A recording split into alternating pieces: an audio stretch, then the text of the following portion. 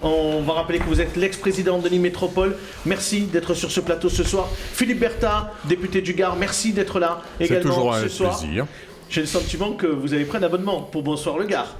Vous êtes insistant et je ne sais pas résister. Allez, je vais peut-être poser la première question. Monsieur Lachaud, quand vous avez appris la nouvelle ce matin, la décision, la condamnation de Franck Proust par la Cour d'appel de Nîmes, quelle a été votre première réaction ? Écoutez, la justice a tranché. Moi, je me suis assez souvent exprimé sur ce dossier. Je crois que j'y ai même laissé des plumes, puisqu'en 2007, j'ai, lors d'une délibération, été très clair sur ce qui se passait. J'ai refusé de signer un certain nombre de choses. J'ai refusé de signer des marchés qui étaient saucissonnés. J'ai refusé de signer des ventes de terrain. Je l'ai dit et j'ai saisi la Chambre régionale des comptes. La justice, elle a fait son travail, elle a tranché. Moi, je n'ai pas à juger. J'ai simplement dit toujours ce que je pensais. J'ai toujours dit la vérité au Nîmois. Un peu pour moi, il y avait contre tous. Écoutez, moi, j'ai toujours dit ce que je pensais. J'avais des éléments. Et si je n'avais pas fait ça en tant qu'adjoint aux finances, c'était moi qui ce soir aurait été condamné, certainement. Voilà. Est-ce qu'il y a une forme de satisfaction ? Non, il n'y a pas de satisfaction. Il y a que la justice a tranché. Ce que je regrette, c'est la longueur, puisqu'en fait, j'avais demandé à Jean-Paul Fournier, maire de Nîmes, de se porter partie civile. Il n'a pas voulu le faire. J'ai voulu me porter partie civile et il ne m'a pas autorisé à le faire. Donc, moi j'entends tout à l'heure l'avocat dire depuis 1999, d'abord les éléments de M. Proust, c'est pas 1999 parce qu'on n'était pas élu, ça démarre en 2001 d'abord. Et si nous étions portés partie civile pour protéger les intérêts de la ville, parce que pour moi la ville a été lésée, c'est de l'argent public, eh bien ce serait allé beaucoup plus vite. Donc ne nous étonnons pas de la lenteur, puisque tout le monde a fait pour que ça aille lentement. La justice elle a tranché, c'est très bien. Monsieur Bertin, oui, quelle a été votre réaction ? Une seconde, Coralie. Votre réaction quand vous avez ce matin pris connaissance de la décision de la Cour d'appel de Nîmes et de la lourde sanction, parce que 5 ans d'inéligibilité, 12 mois de prison avec sursis, 15 000 € d'amende, on ne peut pas dire que c'est une condamnation légère. Alors moi j'ai une réaction à deux niveaux. J'ai une réaction de citoyen nîmois. Donc je suis attristé parce que je sais que tout ça, rajouté à beaucoup de choses, porte préjudice à l'image de ma ville. Et que je sais déjà les coups de téléphone que j'ai reçus aujourd'hui depuis Paris. Et ça fait mal. Ça, c'est le premier point. Après, je ne vais pas moi discuter ces décisions de justice, c'est pas mon problème. J'ai la chance d'appartenir à un groupe politique qui s'appelle le MoDem, qui a fait de ses actions prioritaires, dès le départ de cette mandature, dès 2017, la moralisation de la vie publique. Donc vous comprenez bien que je suis intéressé par cette problématique. D'ailleurs, votre président, quand il a été inquiété, je note a démissionné. Que mon président mise en examen. Mise en examen et Marie-Ève Sanez mise en examen, au stade de la mise en examen. L'un, d'ailleurs, ministre de la Justice à ce moment-là, ont démissionné dès le lendemain. Je rappelle aussi d'ailleurs que pour mémoire, cette affaire a fait totalement pchit, mais je trouvais que c'était une attitude normale, correcte. C'est ce que vous dites à responsable. C'est ce que vous dites à Franck Proust aujourd'hui. C'est ce que je dis. Vous attendez qu'il démissionne. C'est ce que je dis à tous les politiques qui ont un jour maille à partir avec la justice. On a un problème majeur dans ce pays, c'est retisser le lien avec la population. Aujourd'hui, les politiques sont vilipendés, sont stigmatisés, parce qu'effectivement, il y a quelques faits comme ça qui sont le fait de uniquement une toute petite minorité. Donc à partir de ce moment-là, on doit s'exclure du jeu politique. Il y a aussi une autre problématique, mais ça c'est le député Berta qui parle, c'est plus le MoDem, c'est aussi la problématique de la durée de la vie politique dans ce pays. Tout pouvoir, je trouve, sur la durée, finit à un moment donné par corrompre. Et c'est donner à la nature humaine. Vous êtes pour le mandat unique, notamment. Je suis, ou en tout cas pour 10 ans, par exemple, dans la vie publique, et pas au-delà. Moi, je prends un exemple que je connais bien, c'est les présidences d'université. C'est aussi l'objet d'une élection. Vous avez le droit à 2 mandats. La présidence de la République, jusqu'à preuve du contraire, vous avez le droit à 2 mandats, et vous passez à autre chose. Donc je pense qu'il faut réfléchir, au moins, je ne parle pas pour des élus de terrain, pour des petites communes où les gens, on est content de trouver des maires pour ces petites communes. Mais en tout cas, pour des rangs supérieurs d'élus, il y a peut-être une question à se poser. Allez, je vais donner la parole à Boris Delacruz dans un instant, mais moi j'ai une question que Coralie a posée, effectivement. Monsieur Lachaud, est-ce que vous pensez que Franck Proust, au vu de sa condamnation, doit démissionner, ou en tout cas au moins se mettre à distance ? C'est à lui de prendre sa décision. Si vous aviez été à sa place. Moi, pour le moins, je me mettrais en retrait de la présidence. Aujourd'hui, il y a une condamnation qui est quand même assez claire. Il y a une cour de cassation. Vous rappeliez tout à l'heure, Boris, à juste titre, que c'est sur la forme et pas sur le fond que la cassation va juger. Au moins, il se met en retrait de la présidence. Il peut rester élu parce l'éligibilité ne s'applique pas tout de suite. Donc, mais au moins, il se retire de la présidence. Quelle image ça peut donner à des hommes et des femmes qui aujourd'hui ont élu une équipe. On a quand même, Phil Bertal... Même si on n'est pas dans un jugement définitif. Mais écoutez, aujourd'hui, il y a une condamnation qui est suspendue à une décision future. Il se met au moins en retrait, c'est de la présidence qui laisse sa place. Voilà. Et puis s'il n'est pas condamné, il peut reprendre sa place de président. Mais c'est un minimum de respect vis-à-vis de la justice. Boris. Vous êtes alerté, en fait, comment des dysfonctionnements ou des irrégularités au sein de la structure de la CNIM.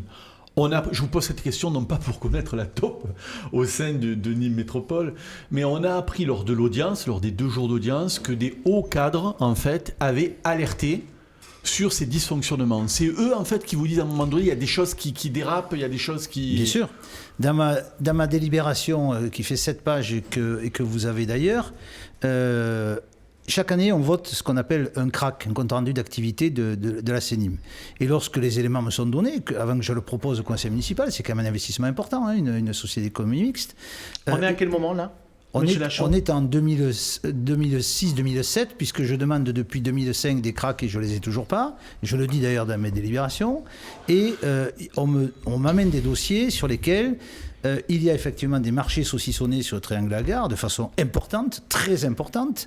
J'ai même des documents sur lesquels c'est barré, il y a écrit même si c'est 90 000 €, on va s'arranger pour que ce soit moins. C'est écrit. Vous, les premiers faits qui vous sont rapportés, les premiers délits, c'est le triangle de la gare. Oui, et concomitamment ensuite la vente de terrain, puisqu'on a un terrain, je vais voir Jean-Paul Fournier pour lui dire ce terrain 1,8 million, c'est pas possible de le céder, puisqu'on a une estimation qui est supérieure. On a vendu ce terrain 5 millions d'euros quand même. Bon. Donc je dis non, je demande des éléments. Effectivement, les responsables de la CNIM, les responsables administratifs, j'apprends aussi qu'ils ne sont pas d'accord et viennent me voir et m'en parlent en me disant non, on ne peut pas vous donner... Puisqu'à l'époque, vous étiez adjoint en charge des finances. J'étais adjoint en charge des finances et à moi de délibérer sur le CRAC. Et j'ai dit je ne voterai pas ce CRAC et j'ai dit s'il passe, je saisirai la Chambre régionale des comptes, ce que j'ai fait. Je rappelle que si je ne l'avais pas fait, la preuve en est ce soir, c'était moi qui étais condamné. Donc je crois que dans la vie politique, on a le devoir d'être exemplaire. C'est de l'argent public, on ne peut pas faire n'importe quoi. Surtout que j'ai averti, ils pouvaient revenir dessus. Je vais retourner peut-être sur un volet plus politique. Vous appelez Franck Proust, vous lui conseillez en tout cas de démissionner. Par qui pour être remplacé ? Écoutez, il y a un conseil d'agglomération qui doit en son sein décider. Il y a des élus, c'est aux élus de décider et de passer un vote s'ils le souhaitent ou de désigner quelqu'un. Voilà, mais ça c'est... Vous serez candidat, est-ce que vous imaginez l'être ou pour vous c'est fini ? Non, je ne suis même pas là pour dire quoi que ce soit. Je pense même, vous savez, quand on voit ce qui se passe dans cette ville quand même, Phil Bertal disait, on a des contacts parisiens aussi, on a eu Jean-Paul Fournier condamné pour prise illégale d'intérêt. On a eu un adjoint, M. Koji, condamné pour trafic d'influence et autres. Et maintenant, on a le président d'agglomération qui est condamné pour trafic d'influence et inéligibilité. Qu'est-ce que ça vous Quelle inspire ? image ça donne pour notre ville, quoi. Comment voulez-vous que les gens aient un respect de la politique ? Heureusement, Philippe Bertal disait, c'est une infime partie du monde politique, mais il n'empêche on les cumule. Ça fait beaucoup. Je pense qu'aujourd'hui, il y a vraiment un problème. Vous pensez que les dernières élections municipales ont été tronquées parce que je me souviens vous avoir entendu dire à un moment donné que c'est dommage, c'était vos propos à l'époque, c'est dommage que la décision ou que le tribunal n'ait pas statué sur l'affaire de la CNIM. Est-ce que vous pensez que les municipales en fait ont été tronquées ?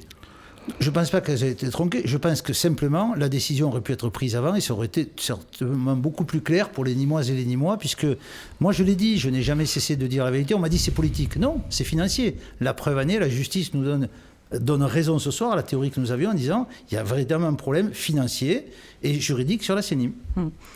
Une question pour conclure sur la moralisation de la vie publique. Monsieur Bertal disait, voilà, faudrait peut-être limiter le nombre de mandats, alors 1, 2, 10 ans. Vous l'avez dit tout à l'heure, Jean-Paul Fournier est élu depuis 2001. Est-ce que vous êtes favorable à ça, la limitation dans la durée de cumul des mandats ? On peut l'être, mais on a des exemples d'hommes et de femmes qui sont élus dans la durée et qui n'ont jamais triché. On a des élus qui sont restés très longtemps.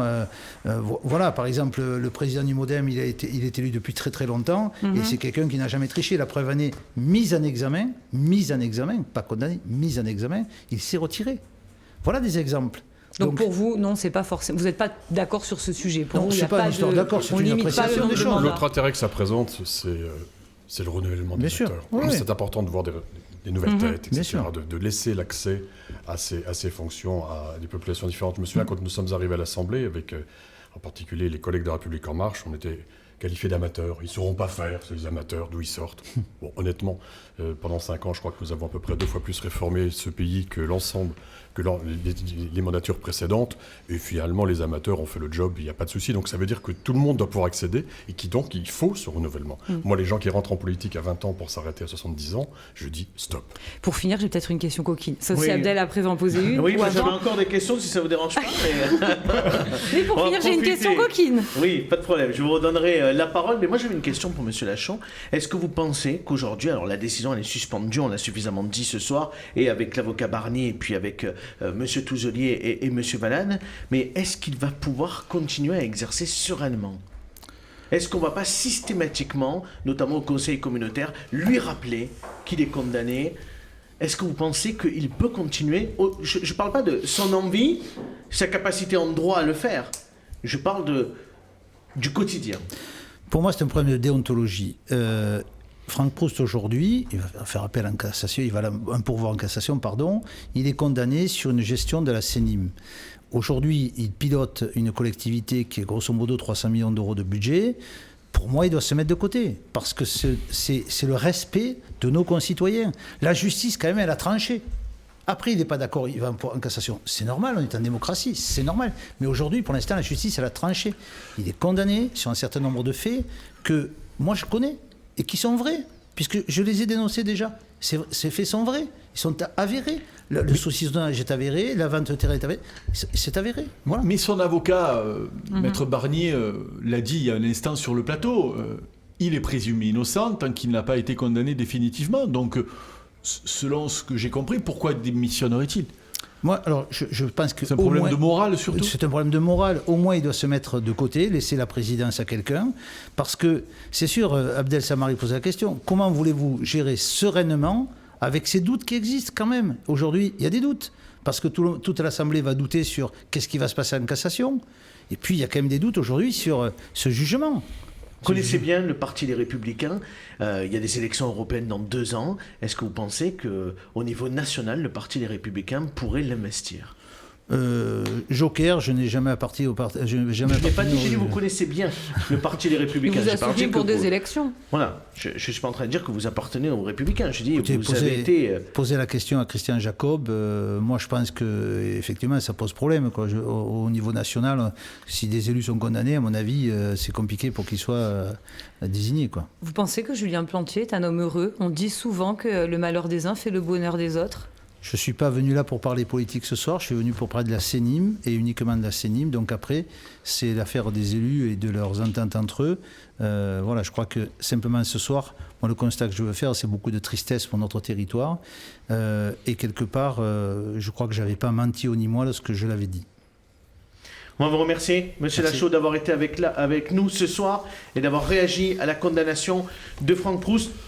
Merci beaucoup également Philippe Bertard d'avoir été avec nous. On va vous remercier Boris, on va remercier Coralie, mais je vais rappeler bien évidemment que nous avions invité, c'est ça que vous vouliez dire c'est Boris. C'est l'équilibre. On se connaît bien. Allez-y Boris, effectivement. Nous avions invité avec Maître Barnier, donc avocat de la défense, nous avions invité l'avocat d'Anticor, Maître Stéphane Fernandez, qui a été bloqué par un train à la gare de Montpellier. Donc il n'a pas pu se joindre à nous.